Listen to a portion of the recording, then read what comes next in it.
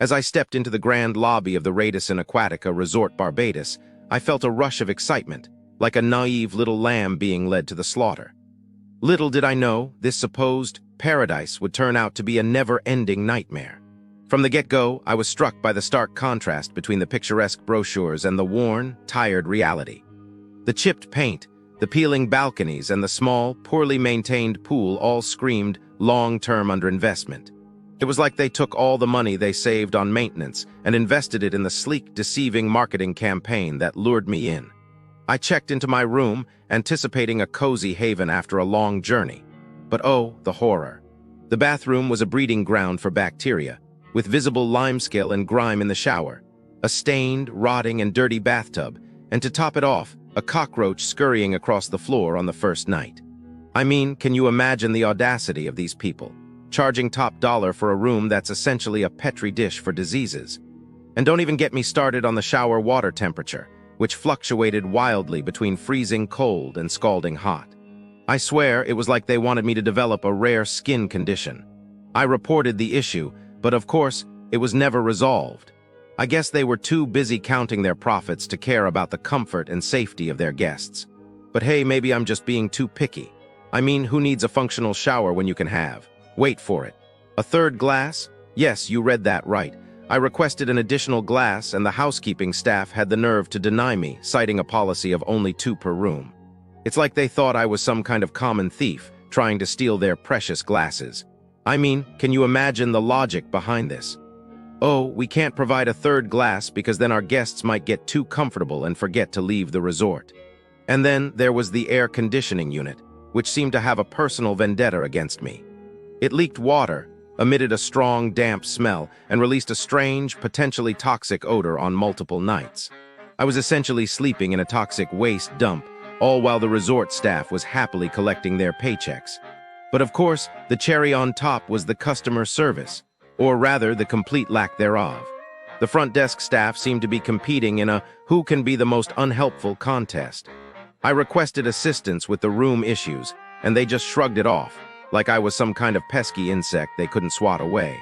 The pool area, which was supposed to be a serene oasis, was instead a crowded, noisy nightmare. The beach, which they touted as a private paradise, was actually overcrowded and noisy. I mean, who wants to relax when you can be surrounded by screaming children and sunburned tourists? And let's not forget the all-inclusive package, which was basically a joke. Long queues, limited options, and constantly running out of basic items. It was like they were trying to make me feel like I was in some kind of bizarre, never-ending hostage situation. I could go on and on about the false advertising, the hidden fees, and the overall sense of being ripped off. But at the end of the day, it's not about the specifics, it's about the principle. It's about the fact that the Radisson Aquatica Resort Barbados is a masterclass in how to take advantage of unsuspecting tourists, how to prioritize profits over people, and how to create a toxic, miserable environment that leaves a trail of broken dreams and shattered expectations in its wake. So, dear friends, let this be a warning to you. Don't fall for the glossy brochures and the empty promises. Trust me, you deserve better than to be treated like a cash cow, milked for every last penny. You deserve better than to be left feeling like a disposable rag, used and discarded without a second thought. What do you think, Dee?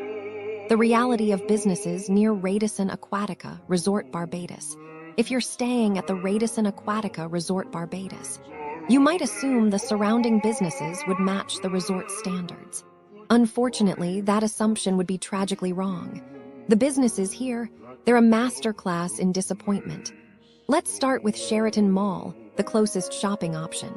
Imagine walking into a place where customer service is treated like an ancient myth. Something people whisper about but never actually experience. Staff here seem to believe their job descriptions exclude basic courtesy. One visitor wanted beef patties, but gave up after the clerk was too busy chatting with a friend.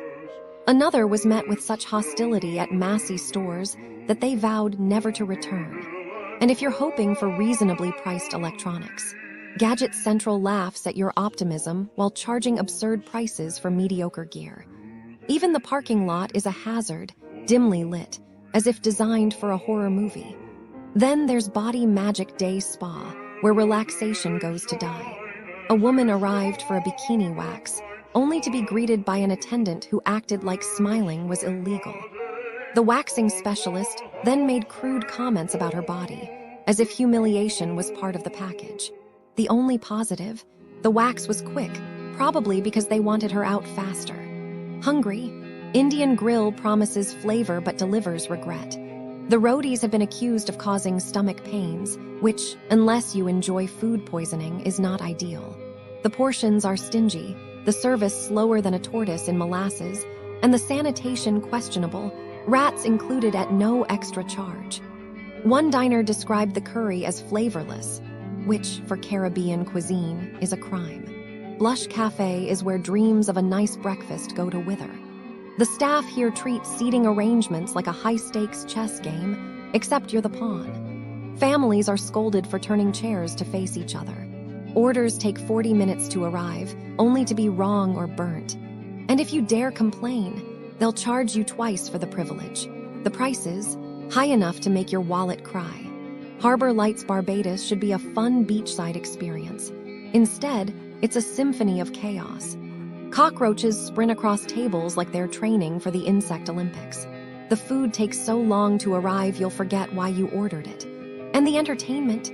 One guest described it as offensive and too sexual for children, which is not what you expect from a family-friendly island. The real kicker. You'll pay premium prices for seats so far back, you might as well watch from another island. Finally, tapas, where fine dining meets fine disappointment. The food is bland, overpriced, and occasionally comes with bonus bugs. The service, racially biased, according to one African-American couple who were treated like ghosts while white patrons received royal treatment.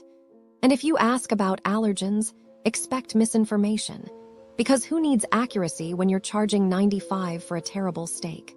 So what's the verdict? The businesses near Radisson Aquatica Resort Barbados are a minefield of mediocrity. Poor service, questionable hygiene, and prices that feel like daylight robbery. If you're staying here, consider eating at the resort. Or better yet, bring snacks. Because in this area, disappointment is the only thing guaranteed. Hi. I don't even know why I'm doing this, but I'm looking into these awful crimes near Radisson Aquatica Resort Barbados. Like, what's the point, right? It's all just so sad. So, businesses near Radisson Aquatica Resort Barbados are like, super sketchy, you know? They'll do anything to get your money. Like, have you heard about these souvenir shops that sell fake designer stuff? Yeah, they're all over the place near Radisson Aquatica Resort Barbados. They'll tell you it's real, but it's just a cheap copy. I mean, who does that? I found this one case where a tourist bought a Louis Vuitton bag for like $200, and it was just a complete fake. I guess the tourist was too excited to realize it wasn't real.